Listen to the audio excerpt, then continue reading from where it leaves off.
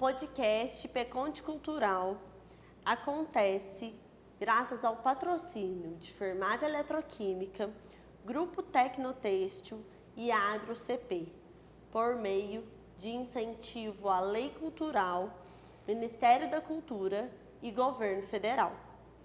Olá, sejam bem-vindos, sejam bem-vindas. O meu nome é Larissa Trolesi e hoje nós vamos falar sobre mais um ponto super importante relacionado à Lei de Incentivo à Cultura e à gestão de projetos, que é a Lei Rouanet. Para nos apoiar, nessas dúvidas, nos esclarecimentos e para a gente entender de uma forma bem clara como que essa Lei de Incentivo à Cultura ela pode trazer benefícios tanto para a sociedade, quanto para a comunidade, como para as empresas no geral, eu vou convidar novamente o especialista Juliano Matias, que é contador e advogado, consultor do IPCONT, professor de graduação e pós-graduação, atua diretamente com consultoria na parte trabalhista, compliance trabalhista e também departamento pessoal. Possui aí mais de 20 anos de experiência, tanto na área advocatícia, quanto na parte de contabilidade. Seja bem-vindo, Juliano, mais uma vez no nosso podcast cultural. Obrigado. Juliano, hoje a gente vai falar sobre a Lei Rouanet. Certo. A Lei Rouanet, que a gente sabe que sempre traz dúvidas, Sempre traz duplas interpretações, dependendo da forma que ela vai ser aplicada frente a um projeto ou frente à cultura, conforme a gente tem falado aqui nos nossos episódios. Juliano, quando a gente fala sobre incentivo à cultura, tanto as empresas quanto as pessoas físicas ainda pensam em algo muito distante. Aquilo que não é tangível, aquilo que eu não posso fazer, ou aquilo que eu não consigo trazer para a minha realidade, Mas a verdade é que a Lei Rouanet está muito mais próxima das rotinas empresariais do que a gente imagina. E aí, Juliano, vamos pensar num case prático para eu tentar te retratar a minha dúvida. Vamos imaginar uma empresa do setor têxtil que busca uma capacitação para as artesãs daquela comunidade, daquele local, E aí essa empresa, ela busca um investimento através da Lei Rouanet e isso gera um impacto direto, geração de renda, fortalecimento do artesanato local e visibilidade da marca apoiadora. Esse é um tipo de projeto que a gente sabe que apoia tanto a cultura, tanto a inclusão, quanto o próprio negócio. Perfeito. E aí, Juliano, vai a nossa dúvida. Como que a Lei Rouanet regula o pagamento de impostos e taxas em projetos culturais? E quais os erros mais comuns que a gente tem quando se fala de Lei Rouanet? Perfeito. Larissa, a princípio, é bom a gente tomar um certo cuidado. A empresa, ela quer desenvolver esse projeto, tá? Então, hoje, o proponente pode ser tanto pessoa física quanto pessoa jurídica. E ela está com o objetivo aí de fazer um trabalho nessa indústria têxtil, com uma forma de profissionalizar os artesãos. E para isso, ela vai passar por um processo burocrático, que a própria instrução normativa, que nós comentamos no episódio anterior, traz que ela tem que trabalhar em cima disso. A partir de então, quando você desenvolve esse projeto vai ser aprovado e tudo mais, você vai estar autorizado a executá-lo. E todo esse trâmite, vou responder primeiro a segunda pergunta do seu questionamento. Para a gente evitar erros, problemas, essa empresa ela tem que estar bem estruturada. Perfeito. Ela precisa criar um cronograma de trabalho, ela precisa planejar, precisa se organizar. Tá? E, obviamente, não é só eu pegar o recurso e poder colocar em prática e disseminar o meu projeto. Eu tenho que tomar muito cuidado, porque eu tenho que envolver diversas áreas. É um trabalho multidisciplinar. Perfeito. É um trabalho multidisciplinar, porque a partir do momento que eu tenho esse recurso autorizado, que eu começo a captar esse recurso e começo a executar o trabalho, é um compromisso que eu tenho com o Ministério da Cultura. Perfeito. Então, se eu faço um bom projeto, tenho um ótimo cronograma de trabalho, né, não há o que ter erro. Eu aplico de forma eficaz, eficiente, o que a instrução normativa, o que a norma, regulamento, a Lei Rouanet traz, eu não vou ter problema. Tá? Então, eu enquanto empresa, né, proponente, eu tenho que tomar todos os cuidados, seguir à risca a legislação, para que eu não tenha problemas, vire inadimplente, ou às vezes eu tenha penalidade de não poder mais trabalhar com projetos culturais. Então, assim, é o cuidado que as empresas têm que ter. E agora, trazendo para uma questão tributária, né? A Lei Rouanet, ela gera esses benefícios tributários. Sim. No caso da empresa em questão, ela, para poder ter esse proveito tributário, ela tem que ser optante do lucro real. Sim. Tá? Para ter proveito tributário. Porque ela pode utilizar, né, do caso assim, quando ela vai captar recursos, né, essas empresas, melhor dizendo, que vão doar esses recursos para o projeto, as empresas que vão doar o recurso para o projeto, que elas que vão ter benefício tributário. Como assim? Sou do lucro real. Tá? A lei prevê que eu posso utilizar, a depender da situação, 80% do valor depositado para abater do meu lucro real. Entendi. A depender da situação, eu posso abater do lucro real 60% a título de despesa. Ou seja, quanto mais eu abater, menor meu lucro, consequentemente eu pago menos tributos. Tá? Então, isso é para quem doa, para quem patrocina. Perfeito. Certo? E, além disso, com esse abatimento e tudo mais, existe um limite. Né? Claro. O limite é de 6% do imposto devido. Apurei o imposto, dá lá, 6 mil reais. Desculpa, 100 mil reais. Eu posso abater até 6 mil. 6 mil reais. Certo? Então, é um benefício, um incentivo que a lei traz para quem doa para o projeto. Entendi. A empresa que faz a doação para o projeto. Você deu o exemplo da empresa têxtil, que vai, né, fomentar a cultura. Né? Tanto o lado tributário, que ela vai ter benefício, também como eu trago, assim, até dando sequência à sua pergunta, né, não é o foco, mas é importante a gente trazer a imagem que a empresa vai ter. Sim. A partir do momento, tanto a empresa que propõe o projeto, quanto a empresa que doa, ela tem uma imagem muito forte perante a sociedade. Traz um lado muito positivo, a sociedade enxerga ela com bons olhos. Porque hoje a marca vale muito mais do que o dinheiro que você tem na conta. Sim. Né?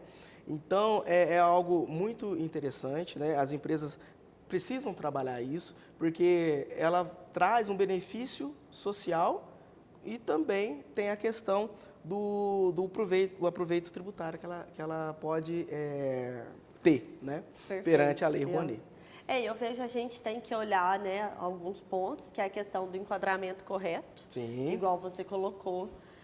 A questão de olhar contratos, relatórios, escopo do projeto, para evitar erros comuns. A gente precisa ter esse contador com um olhar para a contabilidade cultural e não só o contador, igual o Juliano falou. É um projeto multidisciplinar, então eu vou envolver várias áreas. Então, quanto que nós estamos preparados para isso? Ou o quanto que as pessoas que estão envolvidas dentro do projeto, elas estão preparadas. E, além disso, assim como o Juliano colocou para a gente no outro episódio, a nova IN, ela traz muito a questão da governança, fluxo de caixa, transparência, orçamento. Então, a gente precisa ter pessoas preparadas para isso. Ou seja, né, não basta aprovar um projeto. Nós temos que ter responsabilidade.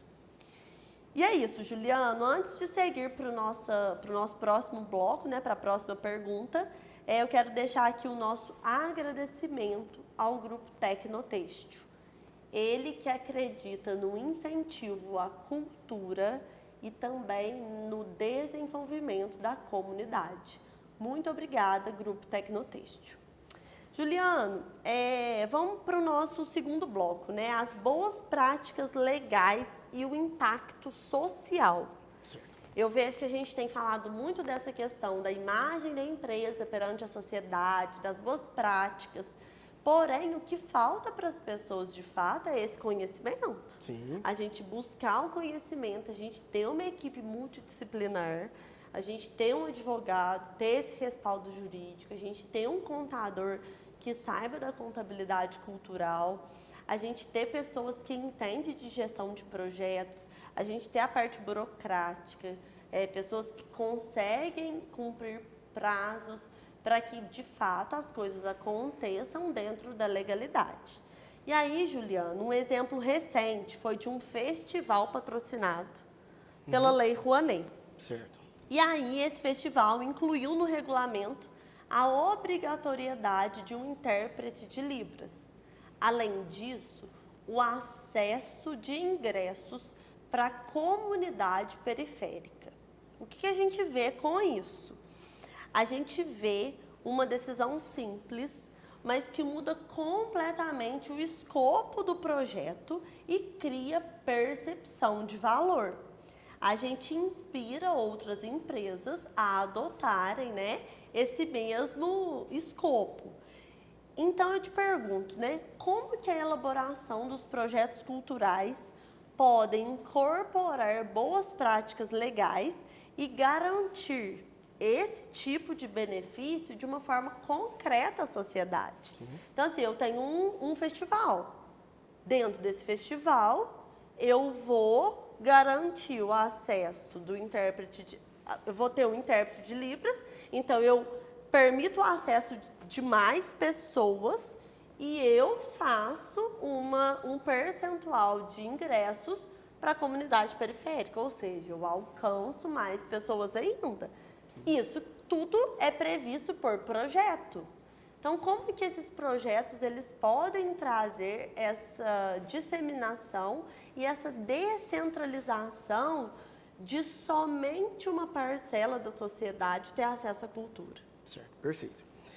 Hoje, com os projetos, eles precisam ser bem elaborados. Uhum. E toda vez que você cria um projeto, a contrapartida dele tem que ter o viés social. Perfeito. Principalmente a questão da acessibilidade. Perfeito. Porque um dos objetivos, né, da Lei Rouanet, o incentivo à cultura, é trazer a cultura para todos. Uhum. De uma forma mais facilitada. Como que eu digo que uma forma mais facilitada? Às vezes eu tenho um interesse de promover um festival cultural e se eu não tivesse a Lei Rouanet, eu tinha que ir atrás de vereadores para pedir uma emenda para uma associação que eu precisaria criar. Eu precisaria ir atrás de deputados para trazer emenda. Então, assim, é algo um pouco burocrático. Uhum. Então, a partir do momento que a Lei Rouanet proporciona que eu posso fazer um projeto, em contrapartida, eu ofereço nesse projeto que eu vou prometer acessibilidade para todos, há grande chance desse projeto ser aprovado. Uhum. Né? Há grande chance desse projeto ser aprovado. Isso traz um benefício muito grande para a sociedade, porque tem aquela pluralidade cultural, a diversificação, acesso à arte. Perfeito. Então, hoje, pessoas, falar pessoas, de modo geral, sem discriminação e sem exceção. Ela vai ter acesso à cultura, ela vai ter o conhecimento que todos têm à sua disposição. Então, para isso, o projeto cria acessibilidade, cria disponibilidade para que essas pessoas enxerguem a cultura, tenham conhecimento histórico, cultural e que o patrimônio cultural do Brasil ele não se perca. Perfeito. E assim, para complementar, a Lei Rouanet, ela é desde 1991. Então, assim, são 34 anos que ela está vigente. E às vezes é pouco disseminada, né? Porque às vezes os empresários eles têm certa dúvida, o proponente não sabe como fazer. Então, a partir do momento que ele começa a ter conhecimento de como funciona, não é algo burocrático, é algo simples. Né? Eu só preciso de braços para poder me ajudar, que é um trabalho multidisciplinar, que eu preciso de um contador, eu preciso de um advogado, eu preciso de uma pessoa do marketing, para poder fomentar a cultura. Né? E eu acredito que seja um trabalho gostoso e fácil de se fazer. Sim.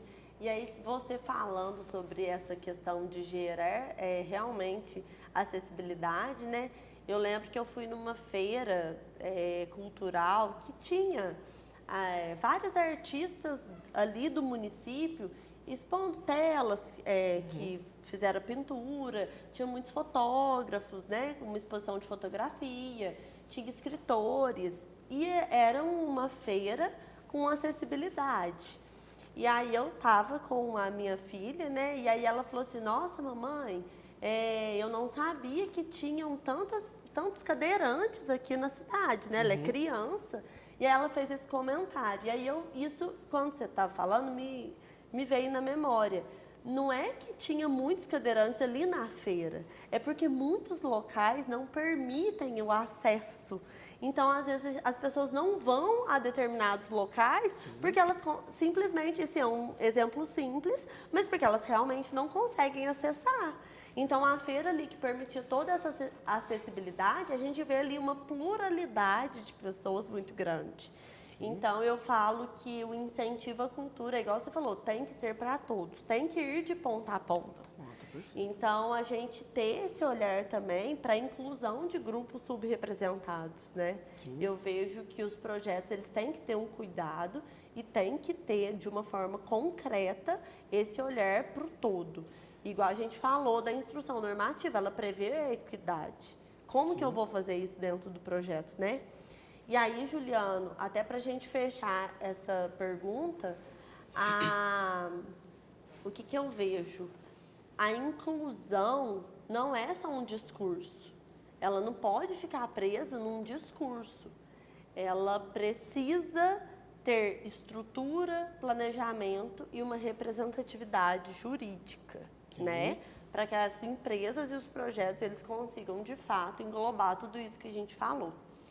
E este episódio, ele é patrocinado pela Fermave Eletroquímica, empresa essa que acredita na cultura e no desenvolvimento da comunidade e da sociedade como um todo. Muito obrigada, Fermave. E a gente vai para o próximo bloco, né? O último bloco, os desafios e o futuro da inclusão cultural. Eu vejo que isso é de extrema importância. Hoje, realmente, eu falo com os avanços tecnológicos, com a internet, com acesso, inteligência artificial, a gente consegue muita coisa. Mas, infelizmente, igual você falou, olha para você ver, a Lei Rouanet é desde 1991. Sim. Então, 34 anos. E por que ainda existe muito esse medo, essa falta de conhecimento? Porque, realmente, acho que cria-se alguns mitos em relação ao acesso à lei que faz com que os empresários e as pessoas, eles ficam travados ao buscar ou pegar o recurso.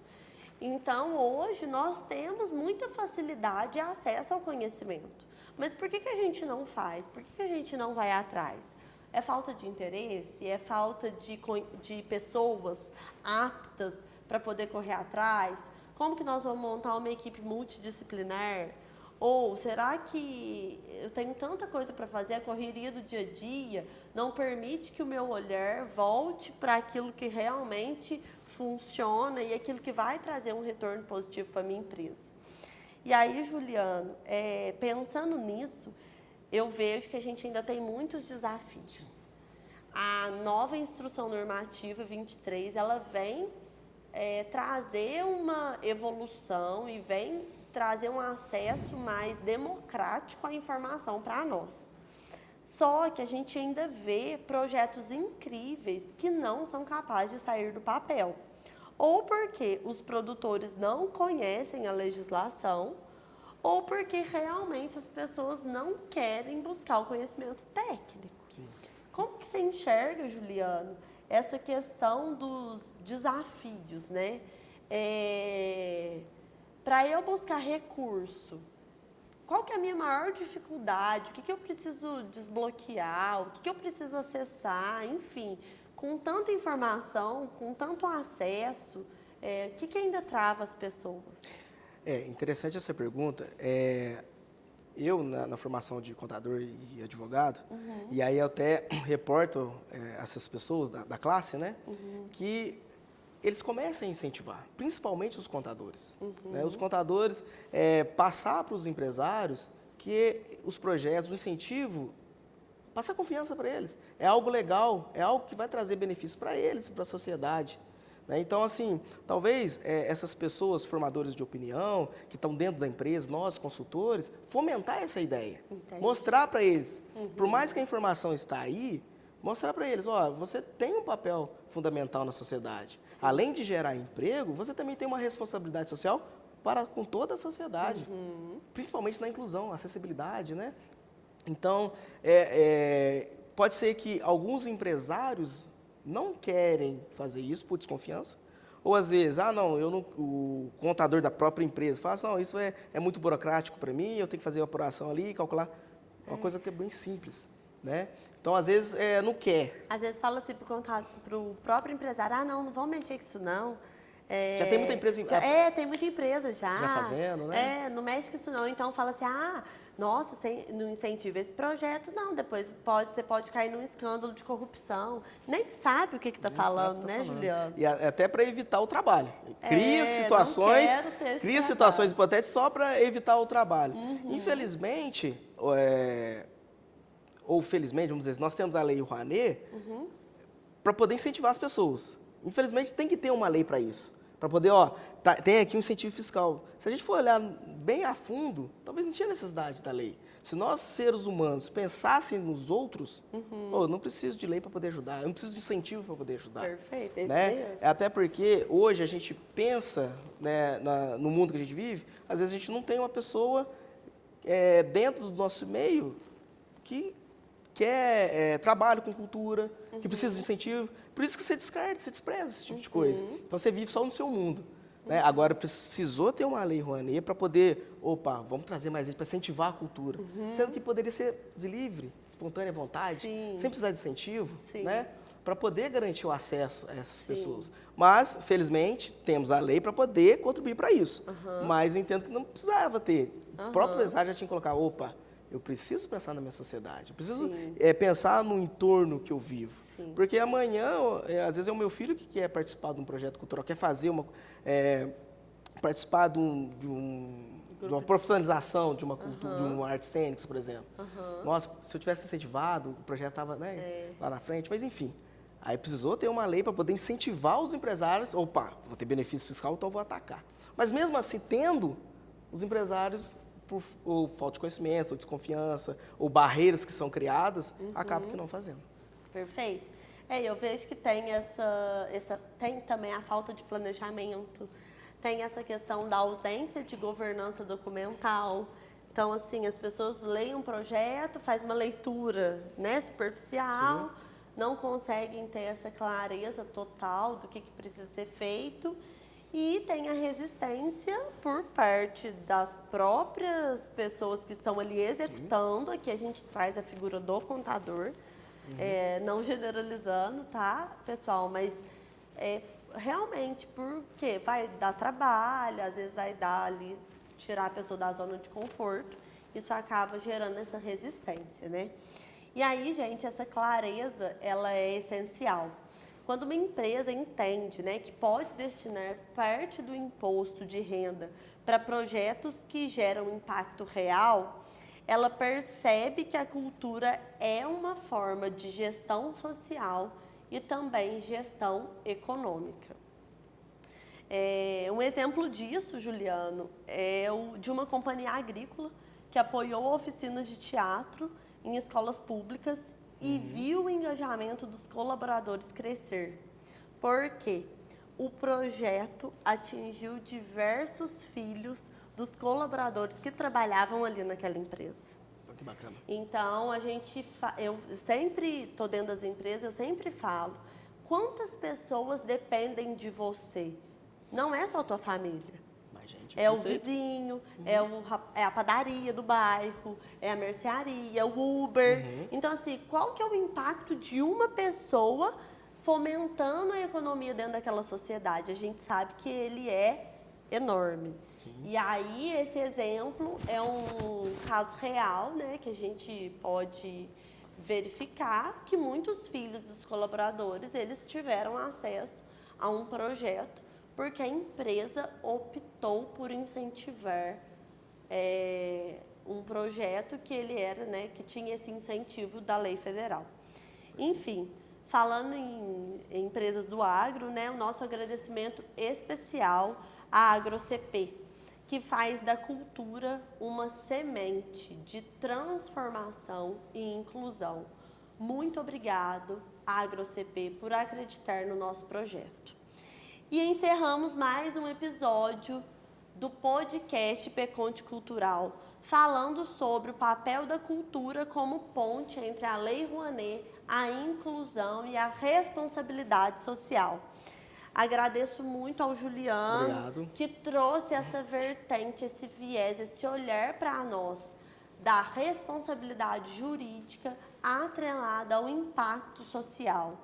Mais uma vez, eu quero agradecer aos nossos patrocinadores, Fermave Eletroquímica, Grupo Tecnotêxtil e AgroCP. Este podcast, ele tem como incentivo a Lei Federal, Ministério da Cultura e Governo Federal. Um nosso muito obrigado.